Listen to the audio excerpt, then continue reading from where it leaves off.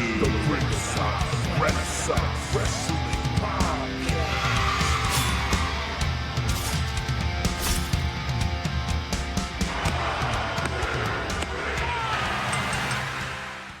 Welcome back to another episode of Ringside Renaissance, and we're here with the RRW Weekly Review for AEW. And I'm here with Pretty Deadly Jesse.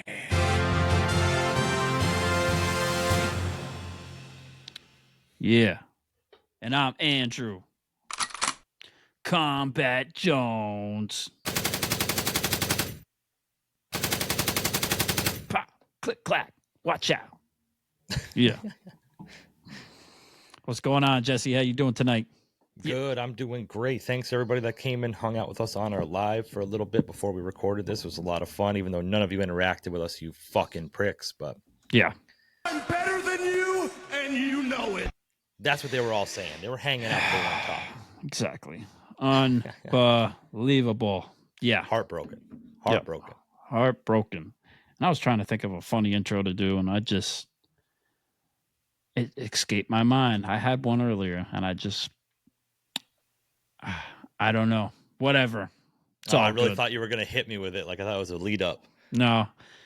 If I can, I'll let it fly. But AEW was pretty crazy. We're coming off kind of like a crazy week of AEW somewhat because, well, allegedly Tony Khan came back from his trip from Paris meeting, I think, David Zaslav or whatever, and people are thinking that the deal is done.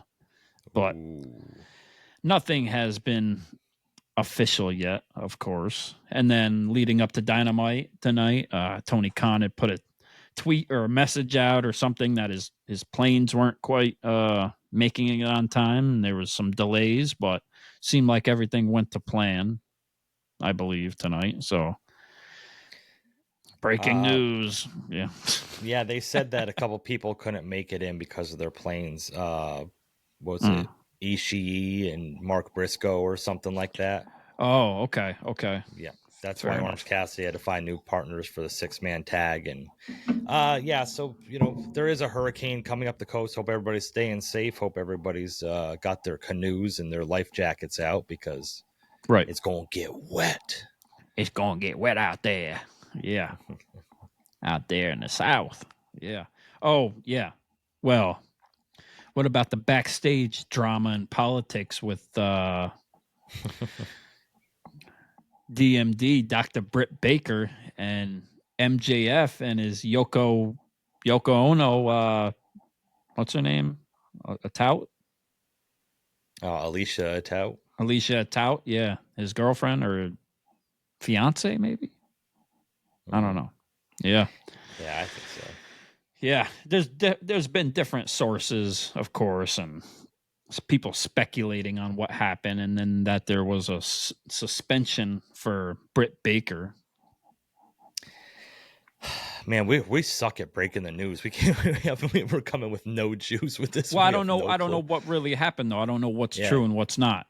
Because you look at some things and they do, and then like tonight they kind of played into it with the suspension thing. So I don't want to just put shit out there that's not, substantiated. Factual. Yeah, exactly. Yeah.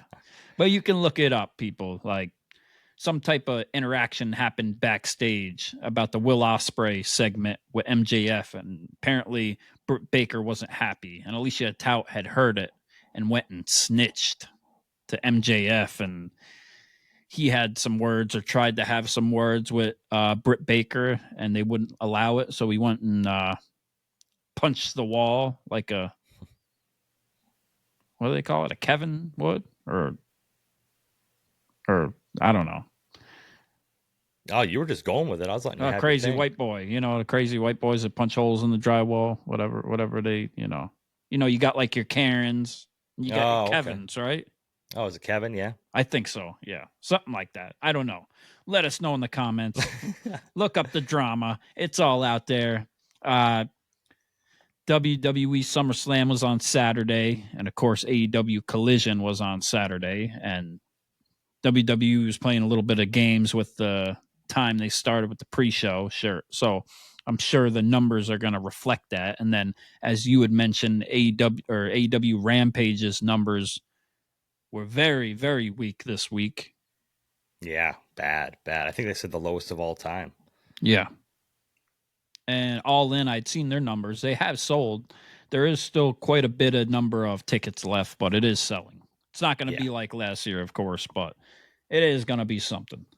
No, but they will sell out the tickets that they have by time it comes along with walk-ups the day of and stuff. I'm sure they'll sell the tickets that they have available. Right. So we're pretty much getting the lead up to that with what's going on Dynamite and Rampage and Collision leading into Dynamite and Dynamite leading into All In at Wembley in London, England. Yeah. Yeah, I mean, nothing really happened on Rampage. We, reviewed a little bit of Rampage, and there wasn't really anything of note. There's a couple things that happened on Collision this past Saturday. Again, nothing really too much of note. The first thing is Claudio Castagnoli. Cannoli. Yeah. Faced Lee Moriarty and Tomohiro Ishii, and the winner got a shot at the Continental title against Okada. And Claudio Castagnoli won. So I guess maybe they're going to have that at All In, maybe? I don't know. I don't know exactly when they said the match was going to happen, but it seems like it'd be an All In type thing. Yeah, I could see that. Yeah. Yeah, so I don't know. House of Black. They're back somewhat, huh? They're back in black. Back in black, yeah. It's always good to see them. I'm a House of Black fan. I like me some Malachi Black, some Buddy Matthews, and some Brody Lee. Oh. Yeah. It's Brody King. Oh, whoops. Rest in peace. Brody King. Sorry. T's and P's. Brody King. I got you. Yeah. Gotcha. Yeah. Thank you very much. Very nice. Yeah, so very nice. Very evil. Yeah. So they had Kyle Fletcher versus the Machine. Yeah. And representing the Cages of Anal, Brian Cage. Ooh. And Kyle Fletcher defeated Brian Cage because he had to look strong going into his match against MJF, and we'll talk about that with Dynamite, but yeah, come the fuck on. Come on. Even if it's 1/3 of the anals, like the Cages of Anals, like it's still something. Like those three guys together, that's a big it's a big cage of anal.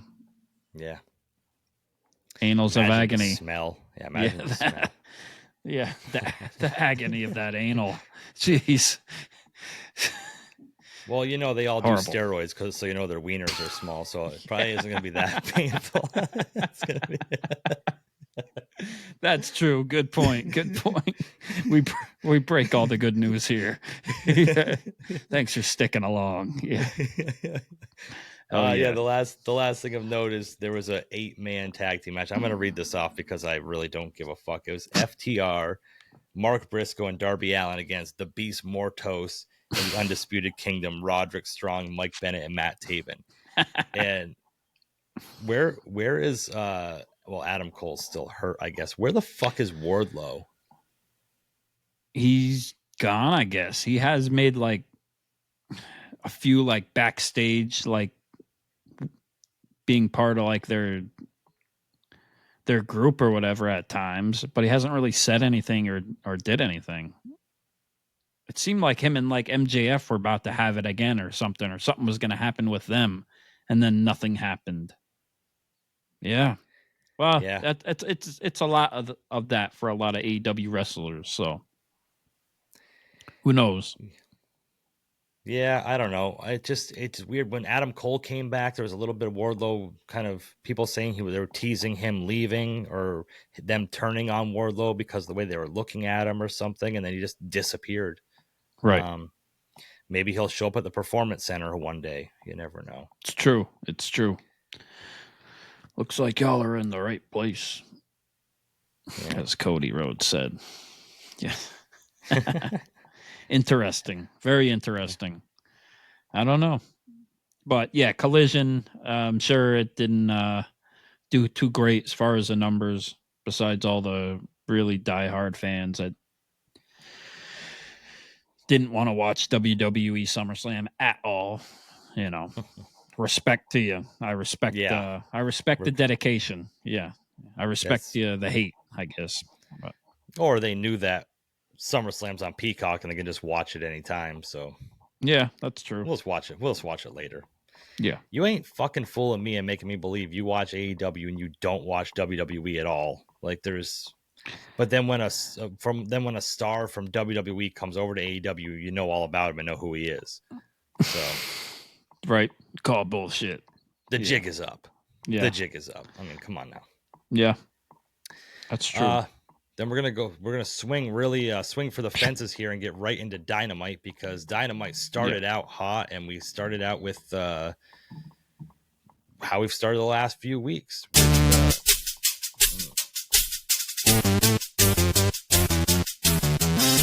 But did we? Yes, we did. But he's barely giving it to us now. Yeah. Yeah. I mean, he might as well use Hulk Hogan's music now, right? If Tony Khan paid for that, that would be a win for Tony Khan. That'd be hilarious. If MJF comes out to Real American, I'm on board. Maybe All In?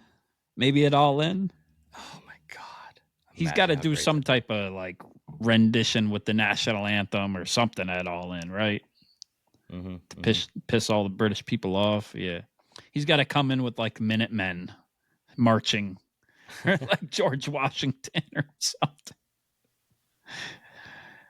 Oh, I don't know. It'd be so great. But, MJF comes out to the ring. Like, again, he's representing America. He's got the American Championship, and we're in an eliminator match against Kyle Fletcher. And if you've watched our shows, you know how much we like eliminator matches. He's in the heart of the South, too.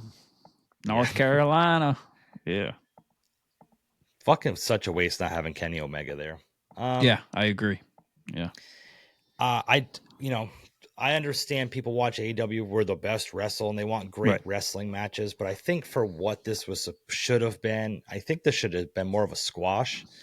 I don't think it should have been as competitive. Like, if MJF is struggling that much against Kyle Fletcher, who is Will Ospreay's protege, then how is he going to stand a chance against Will Ospreay? It just kind of... Yeah, they're trying to put Kyle Fletcher over. They've been trying to do that for some time now, since he went, solo and had his Ring of Honor, whatever championship that was. I guess he doesn't have that anymore. I don't remember when he lost it, but honestly, I didn't think the match was like that bad. I thought they did all right. Kyle Fletcher isn't a scrub. No. Like, dude can wrestle. Like, he's got skills, and they had some good stuff. They fought around, hurt each other, but yeah, like, it was too back and forth. Like, MJF should have messed him up more. Of course, when we get to the end, he did, but like, how you gonna like hit a Canadian destroyer and like no sell it, and then get up and clothesline somebody, and then you're going to pin them down for a 2 count and barely kick out of a clothesline when you just took a Canadian destroyer and got up and hit the clothesline. Like, it makes no sense. Yeah, they bury it. Yeah, I mean, this is the land of no sell. Yeah, I know. Yeah, and the freaking the screwdriver. Don Callis. Yeah. It's funny because like. It's almost like, okay, so Kyle Fletcher is in one of the top heel groups in AEW, the Don Callis family, but they're portraying him as a babyface here because he's Will Ospreay's friend, because they're trying to have MJF be the heel. And it's like, I feel like I'm playing like fucking Clue or something, trying to figure out like... Yeah, there's no separation. Like, Will Ospreay needed to be separated from that group completely to like, if he's going to go completely babyface, like, he has to have no affiliation. Like, they should have beat him down, and he could have found... What is that group anymore? Yeah, I don't know. He could have found new friends somewhere else, right? Like, Mark Briscoe would have said what's up, Orange Cassidy, and then MJF could have beat them down. I don't know. I'm confused. Like I said, I mean, yeah. they had Will Hobbs got hurt. They had Right. Kyle Fletcher. They have Roosh, I guess, which Roosh is in a 6-man tag with people from other factions. I think Don Callis should turn babyface. No, that's the thing. Like, it makes no sense because he should turn, but he's already a heel. Yeah. He should turn on Kyle Fletcher, and he should turn on Will Ospreay, which like he already kind of has turned on, but he hasn't. And he should join MJF, in my opinion, to kind of like separate the thing. Okay. And then that'll, leave Kyle Fletcher and Will Ospreay separate, and then they can have their whole babyface thing and do their tag team, or I don't know. But MJF won the match, right? With the stupid ass brain buster. I don't get it. I don't know why he's not doing the Heat Seeker or whatever it's called anymore. He won with the brain buster, right? Then he beat the shit out of Kyle Fletcher with the ring. He gave him the low blow. Kyle Fletcher didn't want to use the screwdriver, threw it away, did the babyface thing. And then Don Callis comes in the ring and kind of consoles them, and he's asking like, where were you, stuff.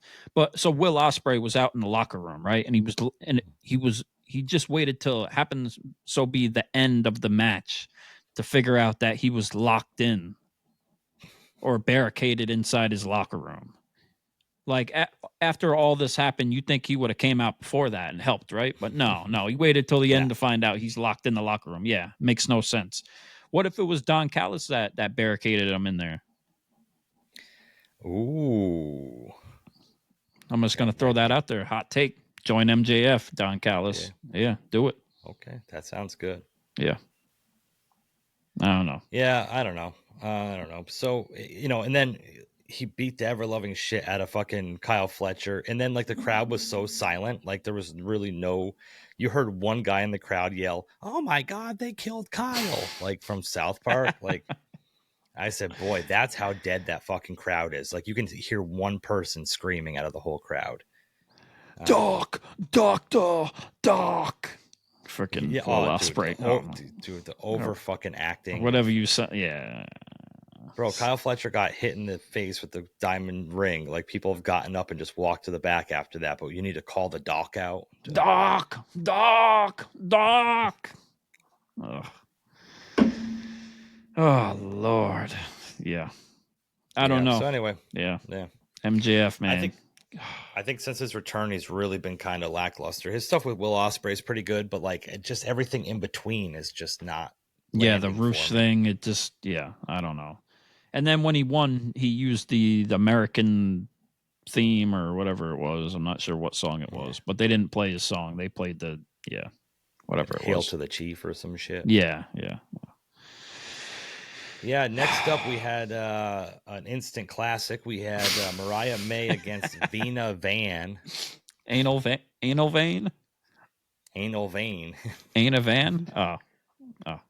Shout out to her because she's probably an independent wrestler that, getting a shot. So shout out to her. But Mariah May, I was a big fan. I was buying into her for a while, but once again, second or third week in a row, she has disappointed me with her new the glamour thing. Yeah.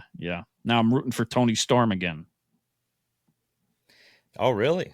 I guess. Yeah, for now. Yeah. Till she gives me a reason not to again. Yep.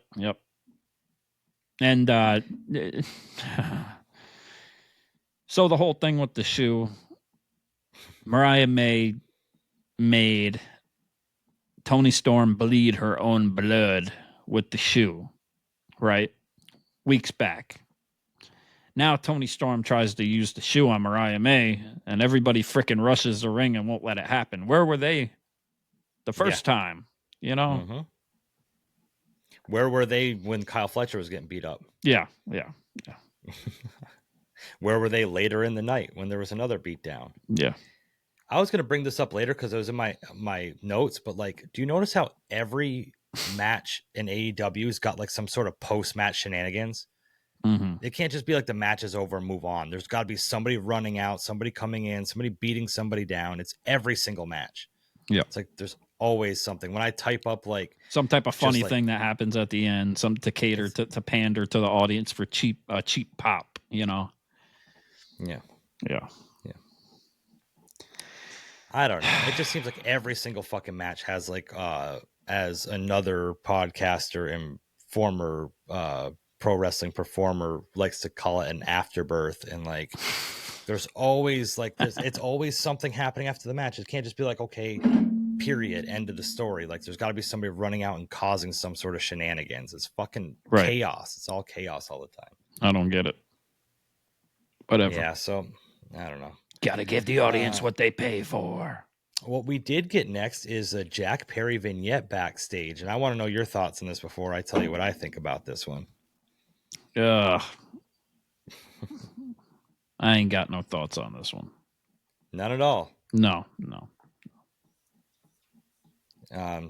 I missed it. It was a bathroom break. Oh, really? I didn't even know there was one until you put it. Yeah, that you said it happened. I was like, shit. Because I saw the Darby Allin one, and I was like, okay. No, I missed it. So, enlighten me. Well, this is my whole funny thing is they had him like backstage looking at like these like tube TVs of him like tied up during Blood and Guts and the gas being poured on him and stuff like that. And it was like all in like black and white and whatever. Mm-hmm. And he was trying to act tough and use his little Simba voice. And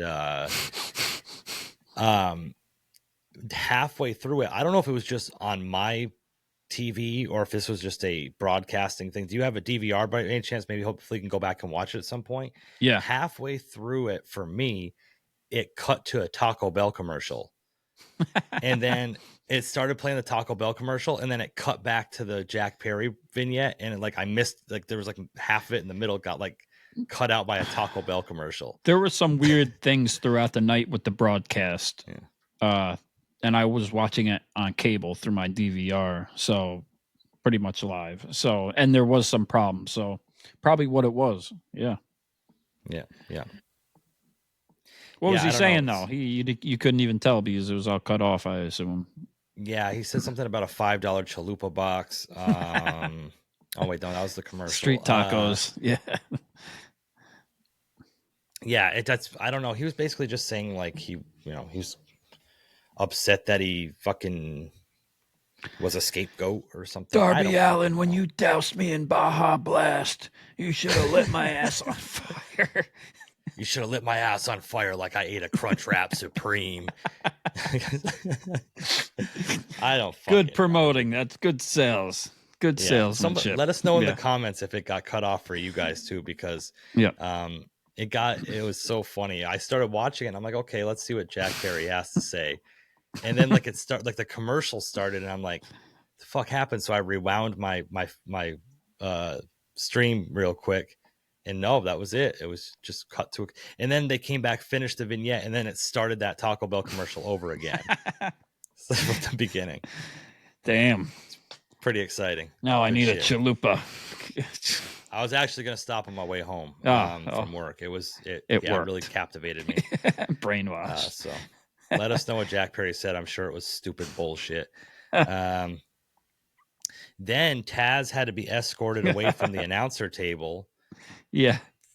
As an order from the Young Bucks, so Chris Jericho could come out and commentate for Shibata versus the Bad Apple, Brian Keith. And I can't believe we got a match from the Bad Apple for once, Brian Keith. You've been waiting. You've been waiting for this. I don't know when's the last time he had a match in AEW. I don't know. And he came out looking like Urkel with an Amish hat and a biker vest. Did you see how high his pants were pulled up? Oh, yeah. Did you hear when they said weighing 189 pounds? Yeah. I said, I'm bigger than this dude. Like, I was like, what the fuck?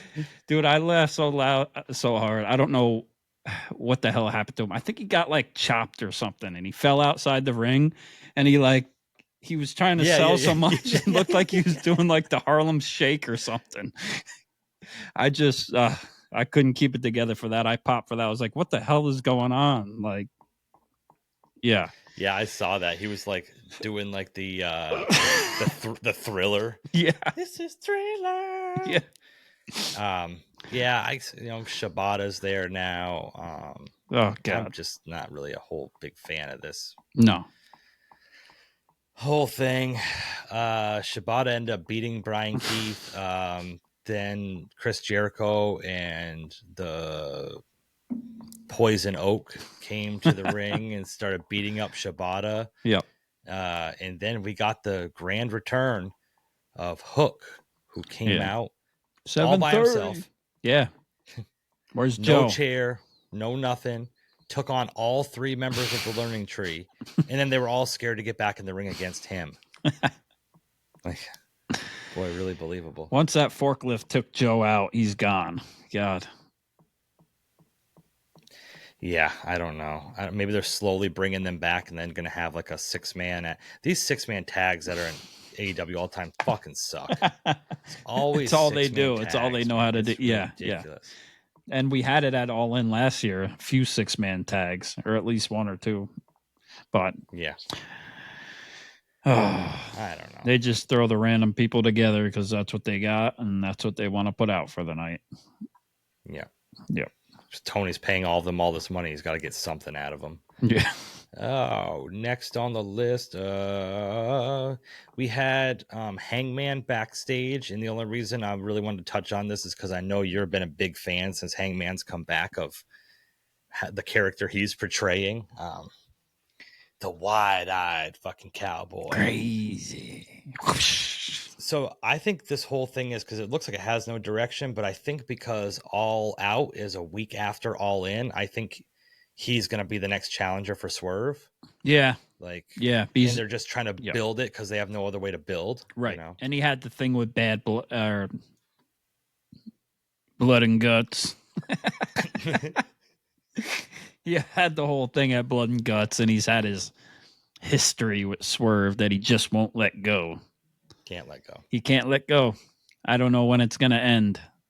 Clearly,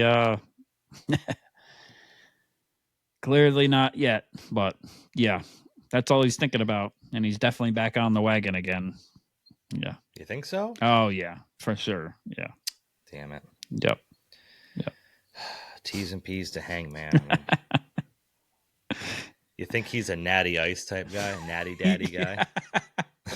He looks like a natty daddy guy. I think so, but I don't know. He looks like he's just like straight whiskey, like out the bottle. He looks like the type of guy that would go to a bonfire and drink your booze and then bum your cigarettes off you. That's what he looks like. And he'd go in the back of your car and steal all the oil and gas and pour it in the fire. Yeah, just running the fuck out of a muck. Yeah, that's what Adam Page looks like right now. Yeah. He is unhinged. He'd pour anything on the fire just to watch it burn. Yeah. Oh man. I might party with Hangman Adam Page back in high school. Yeah. He looks like a 33-year-old guy that would hang out with high schoolers and party. He resembles a lot of Matthew McConaughey's character in Dazed and Confused. Yeah. Jesus Christ. Shout out to the Hangman. Yeah, whatever. Shout out to Hangman. Yeah. You Thanks don't need people's enjoy you. Yeah, don't take anybody's advice. Yeah. No. How's that spin drift going? Then we had a little backstage sit down with Swerve and good old JR. It was tough. It was tough to watch. You know, there's a lot of people giving JR shit online. I'm not here to do that. No. You know, he's I'm sure getting up there. Yeah, I'm sure he wanted to do it. I'm sure he wants to do it and he wants to be there. Yeah. Yeah. I think wrestling's his life. I don't think he'll fully want to give up being in wrestling in some capacity until, you know, his final days or whatever. Until he can't. Yeah. And he's had a lot of problems. It's too bad, but he's been in there for a long time, man. The voice of wrestling and commentary and one of our favorites of all time for sure. Yeah, probably my favorite play-by-play of all time. Yeah. I agree. And, you know, the thing with this is I think Swerve did really well with this. He started out being very almost like humble and like almost like, you know, respectful of JR because he knows JR, and he actually kind of like mentioned that. And it kind of made me feel uncomfortable at the end. The things he was saying, because he was talking about Brian Danielson, but then you see JR sitting there and he's not looking that good. And you know, like JR's history, right? Yes. And Swerve's talking like saying some yeah. Yeah, I thought he was going to get like a house call or something. You didn't think that? Oh, I thought that's where you're going with it. No, but I thought we were going to get a good old JR beat down. Oh, Swerve is going to go fucking heel again completely there. Yeah, Woo. yeah. You know, like when Mankind did that sit down with JR back in the day and gave him the mandible claw like, at the end of it and shit. Like I thought Swerve was going to tank him. Holy shit. It was, yeah, man. It's too bad though. Shout out to JR, you know, like Jim Ross, baby. But it was tough to watch. But yeah, good job by Swerve. Made me feel uncomfortable. Good little promo, good build for All In with Brian Danielson. Yeah. Yeah, I don't know. Shit. House call. I don't know where this is going to go, but JR said, like during this, which was very confusing, said it sounds like Brian Danielson's done win, lose, or draw after this match. So, but then Excalibur is exclaiming, Brian Danielson, his contract is up, and if he wins this, who knows what's going to happen in AEW if he becomes the AEW World Heavyweight Champion. Right. Yeah. So I don't know who's going to win this match. Like if you were going to ask me like for my prediction right now, like I would just be a toss of a coin, you know, coin flip. If you put a gun to my head, I would tell you I don't know. I guess Brian Danielson could win and then just like give back the title, and then they gotta like do another whole tournament that Tony loves his tournaments.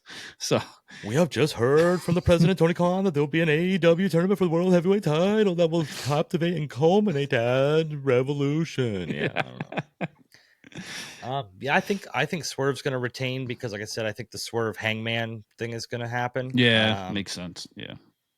So we'll see. I really don't know. Put Brian Danielson out of his misery. Take him out back like old Yeller. It's what's going to happen. I mean, that's the only way it can go. I would say if he's going to win, right? Yeah. We also had Orange Cassidy backstage who told, I think, Renee Paquette that Mark Briscoe and Ishii could not make it because of the weather and stuff. And he's like, don't worry, I found some local talent that would help or something like that. And did you think that? Did you know who it was when he said that? Yeah, that's what I was thinking when I already knew it was North Carolina. I was like, oh shit. Yeah. So we had Orange Cassidy and FTR, who they fucking dubbed OC FTR. Please don't keep that going. Against the Beast Mortos, Roderick Strong, and Roosh. Ugh. Fucking what Mortos. Is with this trio? They just keep teaming together. Oh, that mask. Jeez. You don't like it? I mean, I guess it's cool. I don't know. I don't know if he's in the White Six or I don't know. The Scapegoat and Mortos are working together. AEW's got some characters, I'll say that. You know, they got some characters between Hologram and Mortos and I don't know. I don't know either. I don't know what they're doing with this. Again, they had Don Callis back on commentary because Roosh is part of the Phallus family, I guess. And fallacies.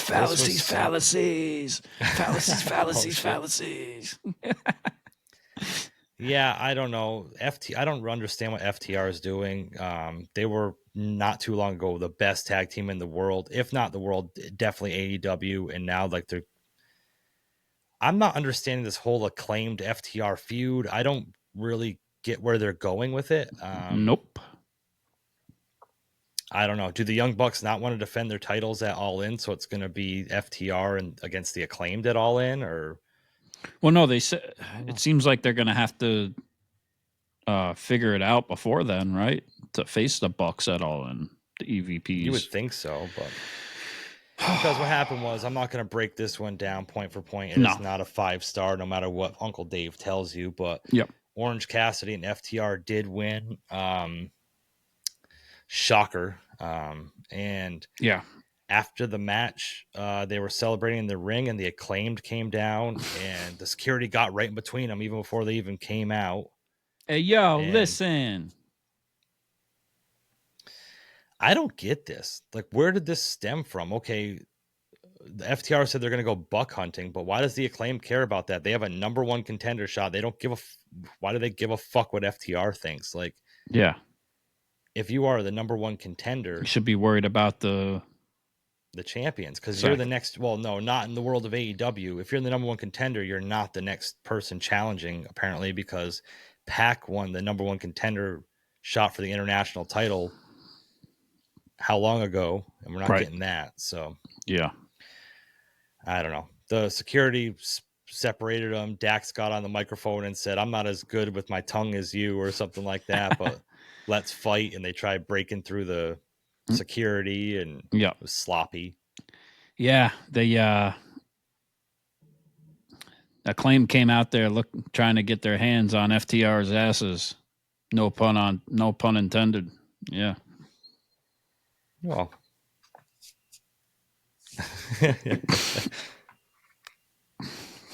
I meant what I said. Take that literally. Literally. Yeah. Yep. I don't know where they're going with it. I mean, I hope FTR wins and it goes with, I guess I hope for FTR and the Bucks again. I mean, do you think the Elite, the EVPs, the Bucks are going to lose at All In again for the second year in a row for the tag titles? No, I don't think they would. I don't think anybody from the Elite's going to win or lose it All In, which is sad. They've held the titles for a long time too now. Sorta. And they're not doing anything with it. Sometimes, I will say this, I'll give them credit. Like a lot of the times that I think that they're just, and this goes back to the start of AEW, when I think that they're going to take the win and take the titles or whatever, they put somebody over or somebody else wins them. Like last year, I thought the Bucks for sure were going to win the titles at All In, and they didn't. Yeah, very true. When the Elite came back with Kenny Omega and the Bucks, and they faced Death Triangle at Full Gear, I thought for sure they were going to win. They lost. They ended up winning that whole 2 out of 3 thing or whatever. Best of 7. Best of seven. Yeah, but they lost the initial one. Yeah, which I was ecstatic for and happy to see. But it's a different story. But yeah, so it's I don't know. Yeah. It's weird that in this tag team division, they have the Bucks, FTR, and the Acclaimed. That's like the tag teams they have right now. And like when AEW first started, they said they were going to, they have Private Party who only shows up on Rampage and whatnot. But it's like they said when they first started AEW that they're going to have a main focus on the tag team division. And it's just kind of fizzled out. Now, as far as I'm concerned. Now, who was it earlier in the comments? Was it Marty or was it somebody else that was talking about the Lucha Brothers going to WWE? Yeah, there's a lot of rumors with that. I don't think that would ever happen because they have a lot of problems with their visas just getting to Dynamite every week. Oh, no kidding. Okay. Yeah, there's been a few different times. When I went to an NEW, New England Wrestling, shout out NEW, event a couple years ago, Ray Phoenix was supposed to be in a main event, but he had visa issues and couldn't come over, and I guess that's a continuous thing. So I don't know how they would last in WWE having to be on a weekly show, right? So that'd be interesting, especially them. Yeah, very interesting. Yeah, it'd be awesome. Yeah, it probably would. Yeah. So what else? Camille. A 2-on-1. Jesus. I don't even know the women's names, but this was just not whatever. This Yeah. whole episode was just not whatever. Yeah. Yeah, we got Mercedes talking about Britt Baker and bringing up the suspension of Britt Baker, too. Yeah. Yeah. Oh, my God. Britt Baker afterwards. So Camille won this 2-on-1 match, and Mercedes Moné. Money. Yeah. Yeah. She's terrible on the fucking microphone, bro. She's so bad. It's like obnoxiously bad. Yeah. She tries her best. Her best ain't fucking good enough because this stinks. I wonder if the money's coming in for AEW big business event. Say hello to the CEO. CEO. CEO. Say O-V-Ho. CEO. And then she's got Camille next to her that's like double her size. Yeah. So like, how does Britt Baker look intimidating in any way whatsoever after standing next to? I don't know. Maybe I'm overthinking that, but Yeah. Whatever. So then Tony Schiavone gets on the microphone and says that he just heard from Tony Khan that he's overriding the Young Bucks' decision to suspend Britt Baker, and she is now reinstated. So now we've established in the world of kayfabe and AEW that Tony Khan can just override the Young Bucks' decisions. So now all of this doesn't make sense at all. So anything the Young Bucks do that's dastardly, Tony Khan can just override it. And we still got Chris. Doesn't? Yeah. It's fucking stupid. I'm sorry. We still got Christopher Daniels running around trying to break shit up and thinking he runs shit too. Jesus.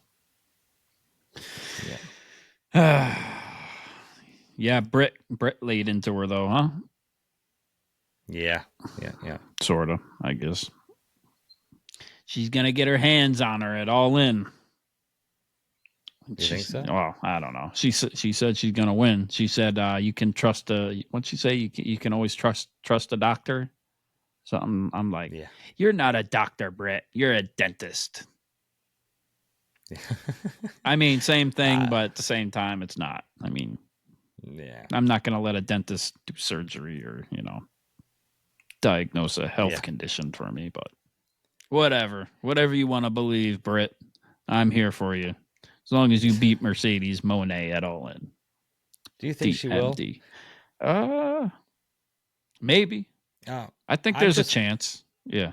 I just am confused where she was like, oh, Britt Baker was the first woman signed to AEW, but these two titles say I'm the best women's wrestler in AEW, but like one of them's not even an AEW title. Right. So how does that say that you're a... I think she should probably lose. I think Britt should win the title. So Mercedes will lose the title, and then she'll lose that other title she has. Was it the... Okay. Yeah, and then she can go for the big one. Unfortunately, yeah. They put her in the big title picture for the Women's World Championship. Yeah, because they want to build her up to make her seem like she's the most important thing. Like, and you're doing it with the other. It's just you might as well go for the real one. It doesn't make no sense any other way. Like, yeah, but then who would she face? Because hopefully Jamie Hayter's coming back. Like, this is going to get really muddy, and I think the crowd's really not going to like Mercedes Moné being like main title picture, even though they're building up the TBS title to be like the main title for her, I guess. We already got this friction backstage with like with Britt Baker too, with these other things, and then like you got Thunder Rosa on freaking Collision, like they're keeping her over there because there's got to be problems, and like it's so muddy. They're gonna have to make another women's title and leave it on Collision because those women on Collision don't leave Collision. Yeah. They're gonna make a Collision title for Thunder Rosa. It's gonna be like the Thunder Championship. Yeah. Because she beat Valkyrie. Taya Valkyrie. Yeah. And then the Virtuosa came out, and who would have thought they're gonna continue their rivalry next week? Mm-hmm. Yeah. But shout out to Thunder Rosa. Busted open. All that. Yeah. Thunder Rosa. Yeah. Oh, then we had the main event of the night already. We're rolling through this. We had Brian Danielson versus the Lone Cowboy, the Double J. the last outlaw. Oh, the last Jeff outlaw. Jarrett, is that what he's calling Yeah, himself? I think so. Yeah. Cowboys' butts drive him nuts, Jeff Jarrett. And You know, I got it wrapped around my middle finger. I was hoping you were going to play that in one of your sound bites, man. Oh, I got you. I'm gonna get that. I'm gonna hook you up. Yep. But yeah, so this was classic AEW. Like, what are the rules? What the fuck's happening? I can't wait to be alone with my baby tonight. Fucking shout out Road Dogg. Yeah. Hell yeah. Yeah, I mean, it was a decent match. It was what it was. They fought all over the arena. They tried to pull out all the stops. Brian Daniels trying to prove himself to Double J Jeff Jarrett that he's like he's got to prove himself. Yeah, to exactly. Double J. Like either of them have to prove themselves to each other at all. But yeah, I didn't think This it was. didn't make sense to me. We're gonna all time needed or time left, and then they got like 10 minutes left for the match. Of course, they went over, but yeah. And on top of this, both those two are very well established, like accomplished in the ring, and could put on a good in-ring match. Why did you have to go out into the concession stand? And then Tony Khan's on Twitter, like praising it, like, oh, it's a good old-fashioned North Carolina concession stand match. Shut the fuck up, It's a slobber dude. knocker. Yeah, Bro, those two could have put on a great wrestling match and told a great story in the ring with like the little bit of build that they had with it. Why they got to fight all over the arena like they got bad blood? Like I don't get it. It was stupid. Yeah. Now blood feud matches just don't mean as much because of this shit just happening on the fly every week. Yeah, you know? between two guys that have no blood feud at all, it's nothing but respect. But we're gonna pull out all the stops. I don't get it. Yeah, I don't know. But we knew what was gonna happen. Come on. Yeah. I mean, again, if you want to build Brian Danielson up for fighting Swerve Strickland, you're going to have this much of a competitive match against a guy that's like 58 years old. I'm going to get you ready, son. Yeah. What do you mean, son? Learn you. I'm going to learn you. I'm going to learn you, kid. Yeah. Wait a second. We're like the same age. Sort of. Right. Oh. Yeah, so Brian Danielson won this with the fucking knee. Yep. And made Jeff Jarrett bleed, apparently. And after the match, they showed respect, code of honor. They shook hands after the match and hugged. And everybody was about to go home happy until somebody swerves when they drive. Swerve. Yeah. No. Catch you. Yeah, swerve. Why not drive? Swerve Strickland comes out to the ring. We're already 7 minutes over 10 o'clock, and fucking. Yeah. Like, oh man, here we go again. And he says, I need a warm up match, so I'm gonna fight Wheeler Yuta next week. Oh man. Yeah. No offense to Wheeler Yuta. Yeah, no offense. Yeah. And he keeps bringing up Brian Danielson's family too. Like you said, like he really does not like people's families. Swerve just yeah. That's what I'm saying. Goes for the juggler every time. Yeah. Surprised he didn't call out freaking JR's family too. Like, oh wow, that would have been tough. You know, like Wheeler, I'm coming for your family too. Oh my god. I need a warm up match. Wheeler, are you up for it?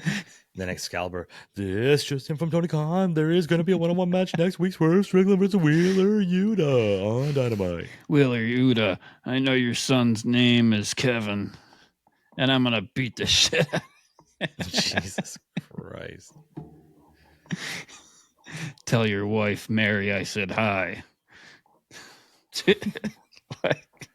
Oh my God. Wheeler's wife's name's Mary. I thought we were just having a match, man. Thought it's just a warm-up match. It's getting real personal for a warm. I'm gonna burn your house down. Your kids are gonna be orphans when I'm done with you, bitch.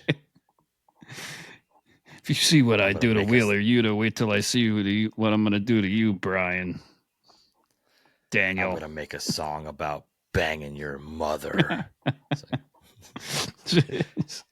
Yeah, he really don't care, man. Zero fucks given. Yeah.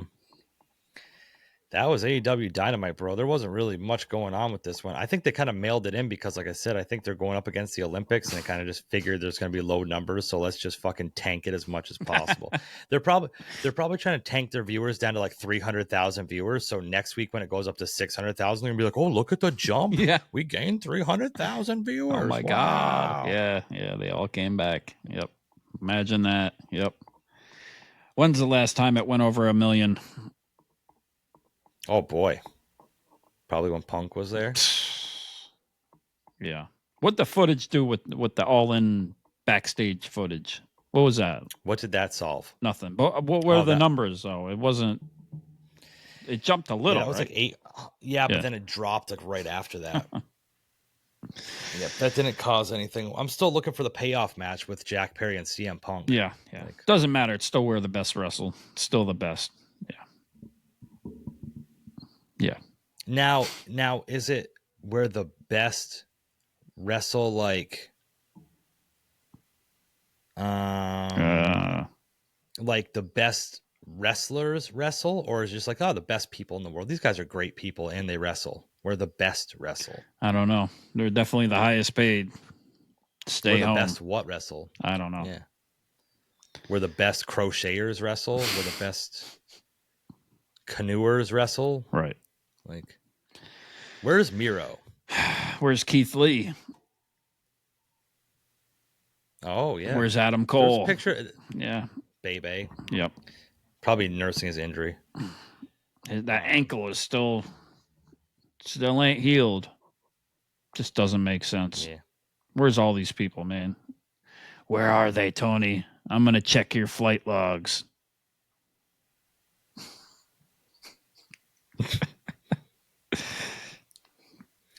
I don't want to check those, but yeah, I don't know. This was AEW Dynamite. I'm curious to see what the ratings are going to be. I know we try not to fucking dwell on numbers too much, but it's hard to not. That's a key focus, especially with this media rights deal coming up and them saying that they're trying to get a new deal. And yeah, let's see if it goes through, see what happens with it. They make it to Max and streaming and all that. Yeah, please go on Max. I only got to pay $15 a month for pay-per-views and not $50. Right. I could do that. I'd do that. Yeah. I'd do that. Yeah. Yeah, you want to have to send me the link. Yeah, if not, I'll find the links. Yeah. Either way, we're gonna be okay. Yeah. Send that link to Combat Jones DMs. Yeah. Link it up, baby. Yeah. That's all I got for AEW. Yeah, same. So thanks everybody for joining, coming through with the live stream earlier on X and Twitter, of course. And that was the RRW weekly review for AEW. And that's pretty deadly. Jesse. Yeah. Yeah. And I'm Andrew Kombat Jones. Yeah. And you've been listening to the Ringside Renaissance Wrestling Podcast. Peace.